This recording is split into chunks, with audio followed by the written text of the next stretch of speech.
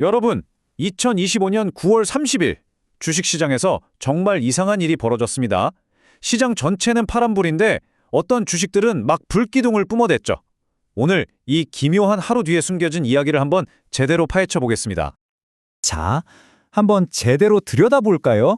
왜냐면요, 겉으로만 보면 이 숫자들 뭔가 앞뒤가 전혀 안 맞는 것처럼 보이거든요. 보시는 것처럼 코스피, 코스닥 둘 다 소폭 하락하면서 9월장을 마감했어요. 뭐 썩 기분 좋은 마무리는 아니었죠? 그런데 진짜 재밌는 건 바로 이겁니다. 시장의 큰손들, 그러니까 외국인이랑 기관 투자자들의 움직임이 완전히 엇갈렸다는 거예요. 외국인들은 막 사들이는데 기관은 내다 팔았죠. 시장 방향을 두고 완전히 동상이몽이었던 겁니다. 아니, 도대체 무슨 일이 있었던 걸까요?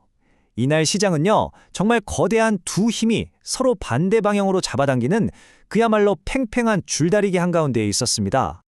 한쪽에서는 시장 전체를 아래로 그냥 꾹 끌어내리는 힘이 작용하고 있었고요. 그런데 동시에 다른 한쪽에서는 이 하락 압력은 뭐 전혀 신경도 안 쓴다는 듯이 특정 섹터를 어마어마한 힘으로 밀어 올리고 있었던 거죠. 바로 이겁니다. 이날의 핵심 스토리를 아주 기가 막히게 요약해 주죠. 바로 미국 정부 셧다운 공포라는 무거운 탓과 AI 붐이라는 강력한 엔진 사이의 한판 승부였던 겁니다. 자, 그럼 먼저 시장을 끌어내린 그 탓부터 한번 살펴볼까요? 이게 왜 모든 투자자들의 마음을 그렇게 무겁게 짓눌렀는지 말이죠. 미국 정부 셧다운, 이게 왜 그렇게 무서운 거냐면요.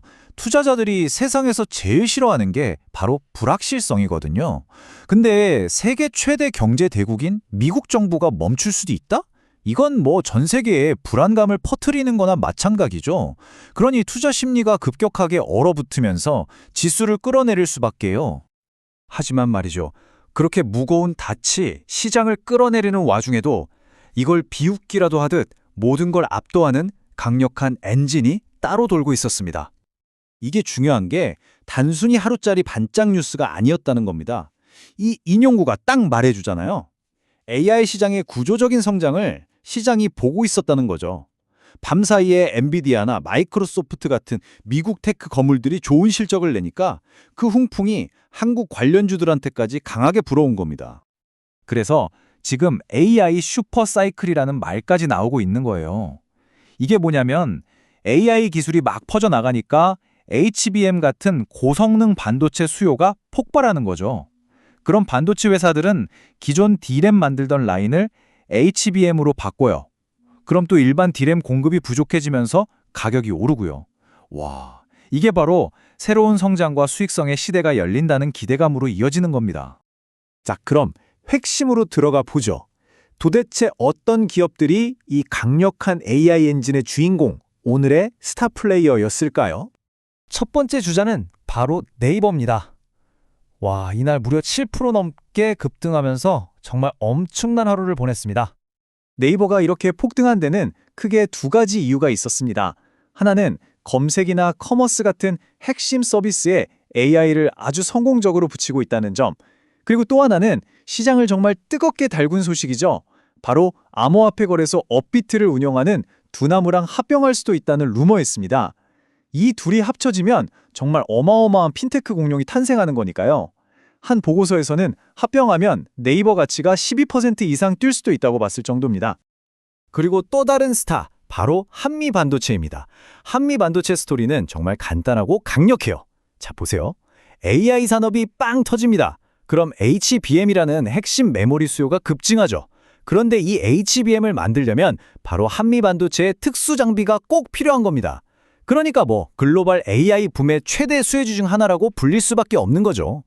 자, 그럼 이 모든 상황을 놓고 볼 때 앞으로 며칠간 우리는 뭘 지켜봐야 할까요? 달력에 꼭 표시해둬야 할 날짜가 두 개 있습니다. 먼저 바로 내일 10월 1일은 국군의 날이라 우리 증시는 쉽니다.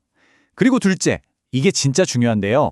금요일에 미국에서 9월 고용보고서가 나옵니다. 이건 뭐 미국 경제의 월간 건강검진표 같은 거라서 시장의 방향을 결정할 아주 중요한 지표가 될 겁니다. 자, 이제 거의 다 왔는데요. 마무리하기 전에 오늘처럼 변동성이 큰 시장에서 우리 투자자들을 지켜주는 아주 중요한 안전장치, 안전 스위치에 대해서 하나 짚고 넘어가 볼게요. 혹시 이런 생각해 보신 적 없으세요? 시장에 막 공포에 휩싸여서 끝도 없이 추락할 때 이걸 딱 멈춰주는 비상 브레이크 같은 건 없을까? 물론 있습니다. 바로 서킷 브레이커라고 불리는 제도인데요. 말 그대로 주가가 너무 빠르고 심하게 폭락할 때 거래소 전체의 거래를 일시적으로 딱 멈춰버리는 겁니다. 우리나라에서는 일단 발동되면 20분 동안 모든 거래가 정지돼요. 맞아요. 집에 있는 두꺼비집 차단기랑 똑같은 원리라고 생각하시면 됩니다. 시장 전체에 강제로 자, 잠깐 쉬어! 하고 타임아웃을 외치는 거죠. 패닉에 빠진 투자자들한테 머리 좀 식히고 이성적으로 생각할 시간을 벌어주는 정말 중요한 안전장치입니다. 오늘 시장이 딱 그랬던 것 같아요. 이 인용문처럼 투자자들에게 진짜 옥석 가리기 능력이 필요했던 날이었죠. 전체 시장이 흔들려도 그 속에서 진짜 성장하는 강력한 트렌드는 이렇게 엄청난 기회를 만들어낸다는 걸 제대로 보여줬습니다. 자, 그래서 오늘의 이야기는 결국 우리에게 이런 질문을 던집니다. 이렇게 시장이 두 개로 쪼개졌을 때 한쪽 힘은 아래로 끌어내리고 다른 쪽 힘은 위로 밀어올릴 때 여러분은 어디에서 기회를 찾으시겠습니까? 전체 지수만 보고 불안해하실 건가요? 아니면 그 수면 아래에서 꿈틀다는 강력한 성장 엔진을 찾아내실 건가요?